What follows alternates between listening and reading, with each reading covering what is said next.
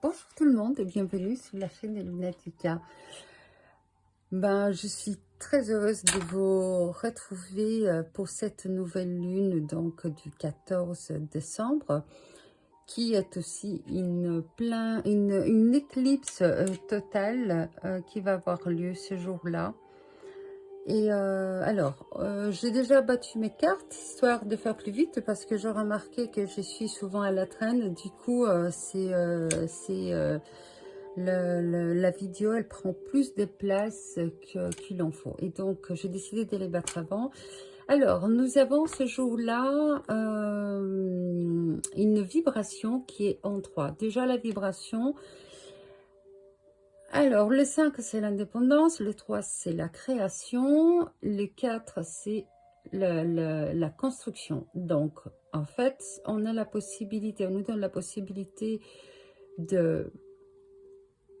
d'aller créer quelque chose, d'assumer. Déjà, avant toute chose, d'assumer. C'est que l'on crée, parce que le 5, c'est l'indépendance. Donc, c'est vraiment l'indépendance, pardon.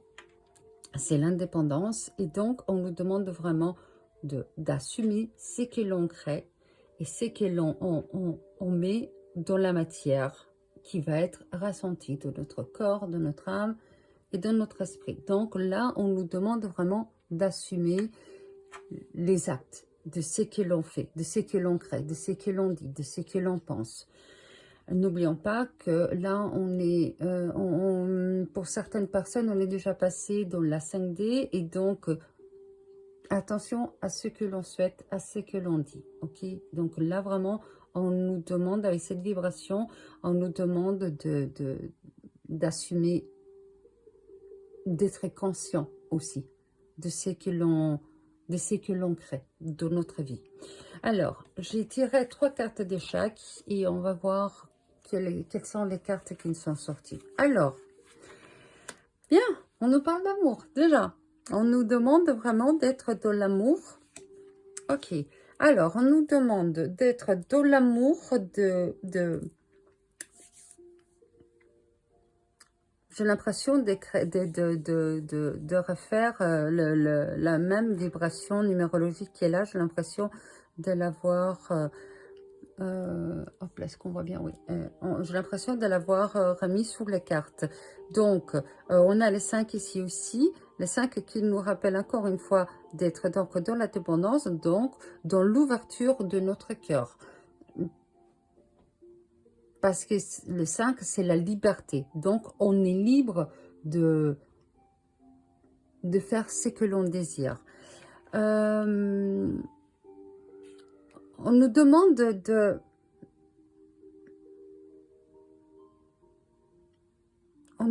d'exprimer. C'est comme si on nous dit, vas-y, cours, continue, va de l'avant et ouvre-toi. C'est comme s'il y a quelque chose qui doit s'ouvrir et délâcher derrière nous. On lâche quelque chose derrière nous, les peines qui étant là, les parties souffrantes de nous, on nous demande de les lâcher derrière nous. Et on nous demande aussi de faire de l'effort, hein. Beaucoup d'efforts pour pouvoir justement, laisser ces peines qui sont là, les laisser vraiment derrière nous. Mais je parle des peines. Je parle d'aller vraiment chercher ce qui nous fait plaisir à l'intérieur de notre être. Qu'est-ce qui nous rend heureux? Pour ne plus subir les peines qui étaient stagnantes. Alors, ça, c'est les premières cartes. Ensuite, je dirais... Alors, il y a quelque chose qui nous met en colère. Peut-être quelque chose qu'on ne comprend pas, qu'on n'arrive pas à comprendre et qui nous frustre. Mais je pense aussi que c'est notre ego qui fait ça. Il est possible que notre ego, il vient et qui nous dit autant on est de notre cœur, autant on est de notre ego. Parce que c'est l'ego qui papote, qui bablute. En fait, il parle pour ne rien dire, je crois. Je pense que c'est pour pouvoir, c'est pour savoir quelle direction prendre. Donc, on a les cœurs qui nous dit, vas-y, fais l'effort, continue, pour pouvoir justement éliminer toutes ces peines qui sont là et qu'il est temps de les éclipser. Justement, il y a l'éclipse qui est là, il est temps d'éclipser ces peines, mais on va nous mettre face aussi à notre ego. Donc, quelles sont les parties de notre ego qu'on va enfin pouvoir éclipser pour les transformer et les mettre en lumière. Donc, c'est vraiment notre ego là. On a les cœurs qui est grand ouvert et le mental qui est présent aussi. Et je pense qu'on va devoir vraiment se recentrer. Je crois que c'est comme un karcher qui va être passé. Alors, quelle est l'autre carte? On va être dans une situation mentale. C'est une situation mentale qui va nous mettre, on a encore une fois les trois qui est là. Qu'est-ce qu'on crée? Qu'est-ce qu'on fait descendre de notre âme? Qu'est-ce qu'elle nous fait descendre donc de notre corps pour le vivre? Mais je pense que ça va être... le mot ne me vient pas, excusez-moi. Ça va être... C'est une forme d'excitation, on va dire, énergétique. Voilà, on a une énergie qui est tellement forte qui... Oh, j'avais pas vu ça. Super. C'est une énergie tellement forte qui va nous la faire transformer vraiment. C'est une énergie tellement forte qui... alors, excusez-moi, je m'en mêle un petit peu le pinceau parce que c'est... On va dire, c'est comme une contradiction. Il y a donc notre cœur qui est grand ouvert, qui nous dit, vas-y, continue à travailler ton ego. Donc, va chercher le fond de ton ego qui est en train de parler pour pouvoir justement mettre en lumière. De ceci, il va y avoir une grande énergie qui arrive, mais c'est une énergie d'amour. C'est une énergie vraiment d'amour qui arrive, qui est là. Malgré le fait qu'elle puisse nous rendre tristes, non, elle va pas nous rendre... En fait, cette énergie, c'est l'ego qui nous rend dans la tristesse. D'ailleurs, j'avais dit, c'est beaucoup de blablabla. C'est l'ego qui parle, qui fait beaucoup de blablabla et qui... Cette énergie qui descend et qui nous fait un cadeau, nous montre de travailler la tristesse qui est en nous.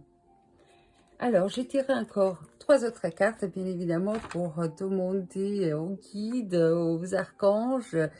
Et la première carte, c'est celle donc de mon oracle, entre plume et... entre pierre et plume. Non, entre plume et pierre, excusez-moi. Et on nous parle d'amour inconditionnel. Donc, de nous aimer malgré le fait qu'on a notre cœur qui est là et notre ego qui est là, qui est logique parce que nous sommes dans la matière des Gaïa et on doit accepter nos deux polarités et on doit les accepter au niveau inconditionnel. On nous demande aussi d'être très positive. Donc, même si l'ego est là et qui nous montre nos faiblesses, qui sont la tristesse aussi, qui est aussi la tristesse, elle fait partie aussi, autant peut faire partie de cet amour de notre chakra cœur qui est ouvert, autant peut-être de notre mental. Et donc, c'est vraiment, on va jongler comme ça parce que justement, c'est la deuxième éclipse et là, on nous demande vraiment de la chasser. Alors, le message ici nous dit, on nous parle de la Moldavie. Attendez, excuse-moi, je reviens. Parce qu'en fait, cet amour inconditionnel va faire que si on met des ondes positives, les choses vont pouvoir changer. On se rapproche du 21 décembre, jour du solstice. Et donc, on nous demande vraiment d'être très, très positive pour pouvoir commencer l'année 2021 dans des ondes très positives. Alors, le message, c'est David. Utilise comme talisman porte-bonheur cette pierre. Apporte l'ouverture du cœur. Comme je disais ici, l'ouverture du cœur. Hop, hop, hop, hop. Et de façon plus large. Ouverture à la vie. Voilà, le cadeau de la vie. Mettre de la lumière pour pouvoir justement avancer.